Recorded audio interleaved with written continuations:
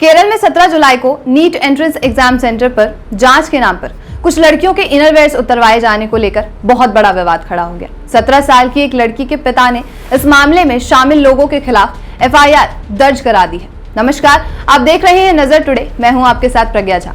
राष्ट्रीय महिला आयोग ने मामले को लेकर नीट कराने वाली NTA और केरल पुलिस को नोटिस जारी कर दिया है। वहीं Kerala state human rights commission ने भी इस मामले में जांच के आदेश दे दिए हैं। केरल के कई युवा संगठनों ने घटना के जिम्मेदार लोगों की गिरफ्तारी की मांग करते हुए विरोध प्रदर्शन किए हैं। चलिए समझते हैं कि आखिर क्या है नीट परीक्षा के लिए बनाए गए ड्रेस कोड और क्या उनमें इनरवेयर को लेकर भी नियम हैं।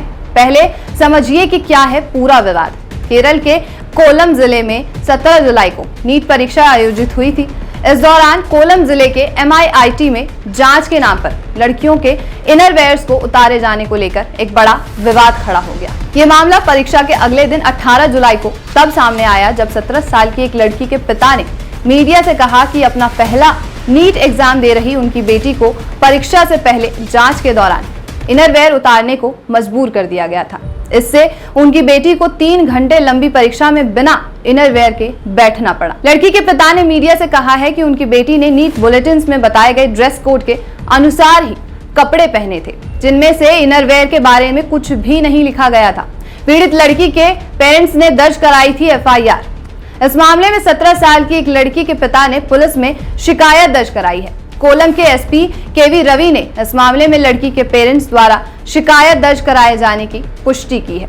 अपनी शिकायत में लड़की के पेरेंट्स ने आरोप लगाया है कि जांच के दौरान कई लड़कियों को इनरवेयर उतारने के लिए मजबूर किया गया और इन इनरवेयर्स को एक स्टोर रूम में फेंक दिया गया था। लड़की के पिता ने कहा कि सिक्योरिटी जांच के बाद मेरी बेटी से कहा गया कि उसके इनरवेयर के हुक को मेटल डिटेक्टर में डिटेक्ट किया गया है, इसलिए उसे इनरवेयर को उतारना ही पड़ेगा। पुलिस को दी गई अपनी शिकायत में लड़की के पिता ने कहा है कि उनकी बेटी ने सुरक्षा जांच के बाद अन्य लड़कियों से उतरवाए गए इनरवेयर से भरा एक बॉक्स देखा था, जो एक कमरे में फेंका हुआ था। कई लड़कियां रो रही थी और मानसिक रूप से प्रताड़ित महसूस कर रही थी। पुलिस ने IPC की धारा 354 और धारा 509 के तहत केस दर्ज कर लिया है। इस मामले से मेडिकल एंट्रेंस एग्जाम यानी नीट परीक्षा के ड्रेस कोड को लेकर एक नई बहस छिड़ गई है। चलिए जानते हैं नीट का ड्रेस कोड क्या है। क्या नीट में कोई ड्रेस कोड है भी या नहीं?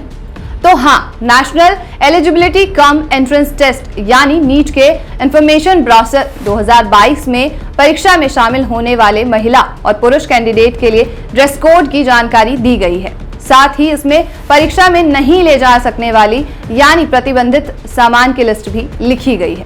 दूसरा, क्या है नीट का ड्रेस कोड? चलिए ये समझते हैं। लंबी बाह वाले हल्के कपड़े पहनने की अनुमति नहीं है। चप्पल और कम हील वाली सैंडल पहनने की अनुमति है। जूते पहनने की अनुमति नहीं है। अगर कैंडिडेट्स एग्जामिनेशन सेंटर पर सांस्कृतिक या फिर रिवाज वाले कपड़े में आते हैं तो उन्हें रिपोर्टिंग टाइम से कम 1 घंटे पहले इसकी जानकारी देनी होगी। आवश्यक परिस्थिति जैसे कि मेडिकल के कारण किसी छूट के मामले में एडमिट कार्ड जारी होने से पहले नेशनल टेस्टिंग एजेंसी यानी NTA के विशेष मंजूरी लेनी होगी। तीसरा, नीट के लिए कौन सी चीजें प्रतिबंधित लिस्ट में है? Text material, pencil box, plastic pouch, pen, calculator, scale, writing pad, pen drive जैसी चीजें सारी निलंबित है। कोई भी कम्युनिकेशन डिवाइस जैसे कि मोबाइल फोन, ईयरफोन, ब्लूटूथ जैसी चीजें ले जाना प्रतिबंधित है। अन्य सामान जैसे कि पर्स, चश्मे, हैंडबैग, बेल्ट और टोपी नहीं पहन सकते हैं। कोई भी घड़ी, ब्रेसलेट कैमरे में परीक्षा केंद्र में नहीं ले जा सकते। कोई भी अन्य सामान जिसका इस्तेमाल अनुचित गतिविधियों के लिए किया जा सकता है जैसे कि माइक्रोचिप, कैमरा, ब्लूटूथ जैसी चीजें, कम्युनिकेशन डिवाइस नहीं ले जा सकते हैं। चौथा, क्या नीट के एडवाइजरी में मेटेलिक हुक का जिक्र है? नहीं। नीट की एडवाइजरी में किसी भी तरीके के गहने या मेटेलिक चीजों पर रोक तो है, लेकिन एडवाइजरी में ये कहीं नहीं लिखा गया है कि मेटेलिक हुक वाले कपड़े भी नहीं पहनने हैं। केरल में लड़कियों से इनरवेयर कथित तौर पर उनकी ब्रा में मेटेलिक हुक होने की वजह से उतरवाए गए थे। क्या कैंडिडेट की तलाशी की इजाजत है? तो हाँ, एडवाइजरी में कहा गया है कि कैंडिडेट की अनिवार्य रूप से बेहद सेंसिटिव मेटल डिटेक्टर के जरिए गहन तलाशी यानी फ्रिस्किंग की जाएगी।